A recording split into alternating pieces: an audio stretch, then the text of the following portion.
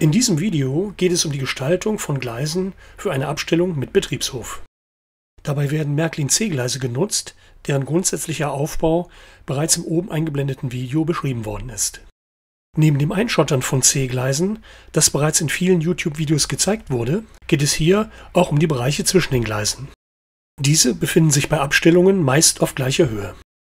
Auch die Freimeldeeinrichtungen auf und neben Gleisen werden im Anschluss näher betrachtet. Bei Abstellungen, wie hier in Mannheim, ist zwischen den eingeschotterten Gleisen der Boden oft betoniert oder geteert. Der Schotter, der auch schon mal auf den Schwellen liegt, zeigt über das Gleisbett unterschiedliche Färbungen. Neben den Gleisen liegen Kabelkanäle und auch die Natur bricht sich ihre Bahn. Hier ein Gleisfeld der ehemaligen Modellbahnanlage Loks in Berlin. Im vorderen Teil der Bahnhofsein- und Ausfahrt ist nur Schotter zu sehen. Im hinteren Bereich der S-Bahn-Abstellung gibt es dagegen auch Grün zwischen den Gleisen. Ideen zur Gleisgestaltung sind auch in der Modellbahnliteratur zu finden, wie hier an 2 Beispielen gezeigt.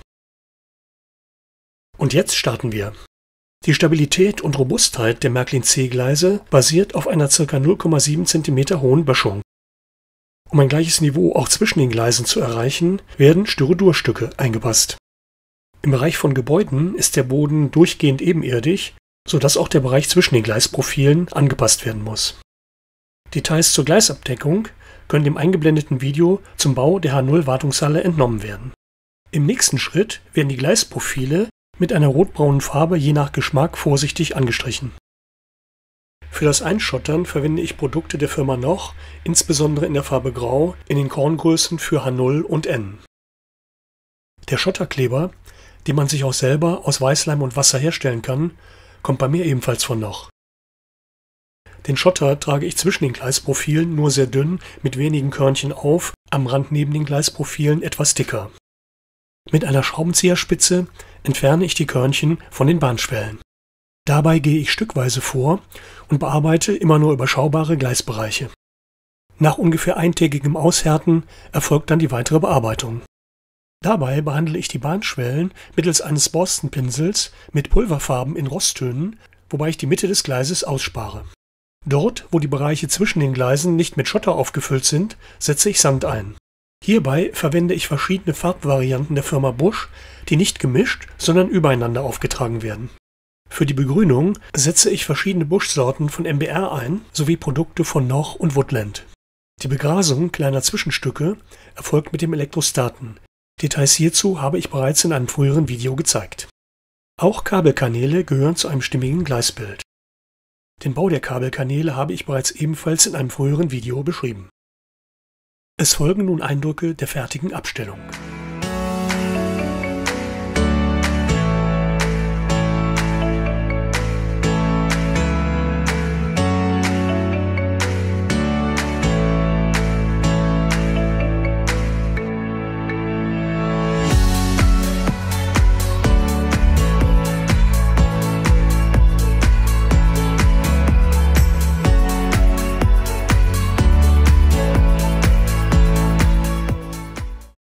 Auf und neben den Gleisen findet man heute diverse Aggregate, die zu Freimelde- und Sicherungssystemen gehören.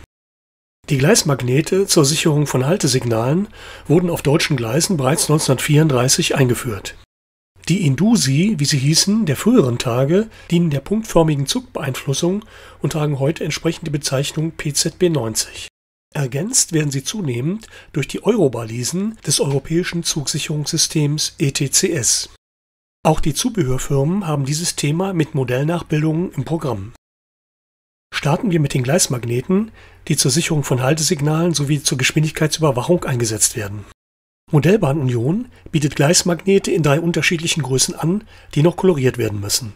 Hier im Vergleich die Modelle von Noch sowie von Modellbau Union in verschiedenen Größen.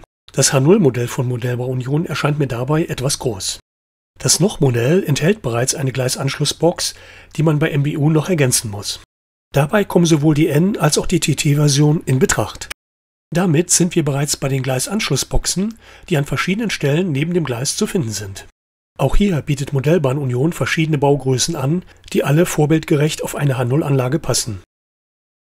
Wie auch in der Realität zu finden, lassen sie sich gut nebeneinander platzieren. Ein weiteres Sicherungssystem sind die Achszähler, für die es allerdings keine Modellnachbildung gibt. Hilfsweise habe ich hier einen Gleismagneten der Baugröße N auf die Seite gekippt, mit etwas Abstand zum Gleisprofil aufgeklebt. Die Eurobalisen des European Train Control System ETCS sind Transponder, die feste oder variable Nachrichten an den Zug übertragen können. Da die Oberfläche der Gehäuse oft strukturiert ist, habe ich einen Nachbau mit Hilfe eines nachgebildeten Lasercut-Riffelblechs von Josput angefertigt. Im Original sitzen die Eurobalisen oft auf den Bahnschwellen, können aber auch dazwischen angeordnet sein. Auch hierzu gibt es Modelle von Modellbahn Union in verschiedenen Baugrößen. Die Baugröße H0 passt beim C-Gleis nicht zwischen die Bahnschwellen und überragt auch die Mittelleiter. Die TT-Modelle sitzen dagegen perfekt, hier noch ergänzt um Gleisanschlussboxen. Eurobalisen werden immer mindestens paarweise eingesetzt. Das auch Grenzzeichen genannte Rangiersignal RA12 dient zur Absicherung des Befahrens von Weichen und Kreuzungen in Abstellbereichen. Ein einmündendes Gleis darf nur dann befahren werden, wenn das andere Gleis hinter dem Grenzzeichen nicht durch ein Fahrzeug besetzt ist. Da ich hierzu im Zubehörhandel keine Nachbildungen gefunden habe, blieb nur der Selbstbau. Dazu habe ich Stecknadelköpfe in weiße Farbe getaucht und dann beidseitig hier ein Viertel mit einem Zahnstocher rot gefärbt. Das Ergebnis kann sich aus meiner Sicht sehen lassen. In den Kreuzungsbereichen der Abstellung kommt es vielfach zum Einsatz.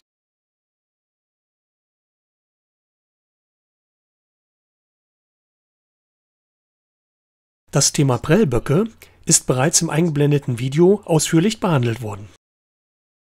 Hier geht es nun um die seitlich am Gleis angebrachten gelben Stäbe, die manchmal auf einer, manchmal auch auf beiden Seiten zu finden sind. Diese geben bei Bremsprellböcken die Solllage der Pufferbohlen an. Nach einem eventuellen Verschieben kann der Prellbock zum Beispiel durch einen Haken wieder in die Solllage zurückgezogen werden.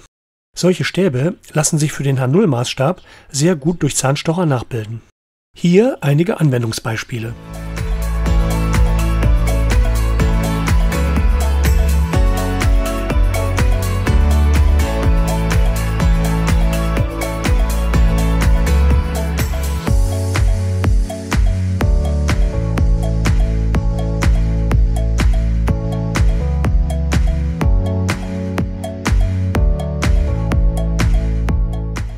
Zum Abschluss nun noch eine Rundfahrt durch die Abstellung mit besonderem Blick auf die Gleisgestaltung.